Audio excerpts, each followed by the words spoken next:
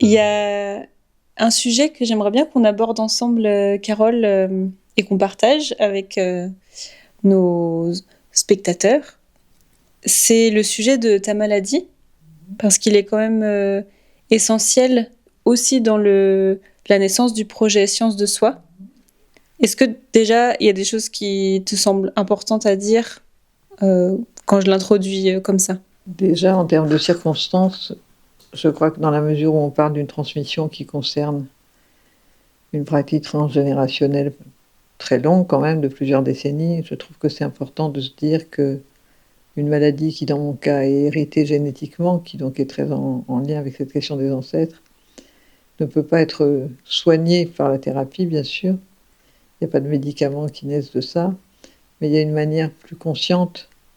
plus déterminante aussi, je pense, d'assumer le fait d'être malade, en l'occurrence avec une maladie neurodégénérative, en essayant de ne pas la subir, mais de prendre appui en quelque sorte sur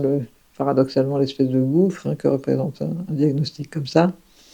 mais avec l'intention d'en faire quelque chose qui devienne point d'appui pour le futur.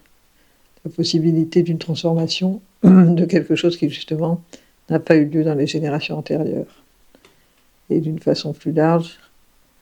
je crois que si les humains arrivent à envisager ce qui leur arrive comme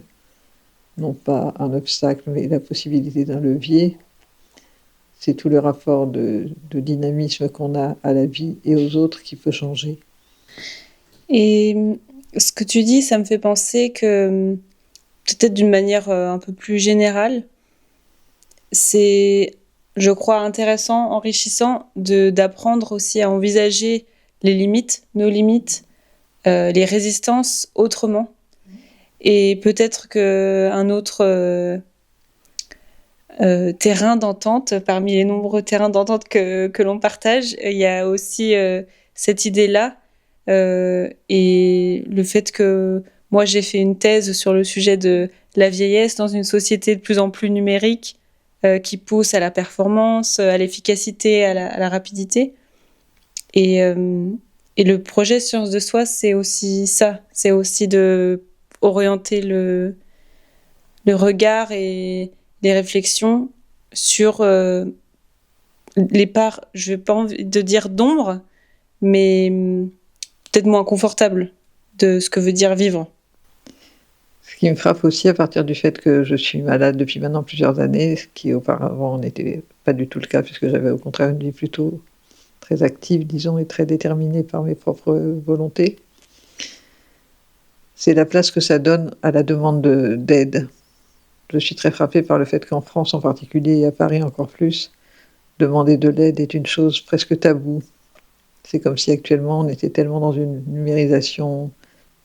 technologique du monde et des rapports que tout ce dont on a besoin devrait être trouvé avec des clics.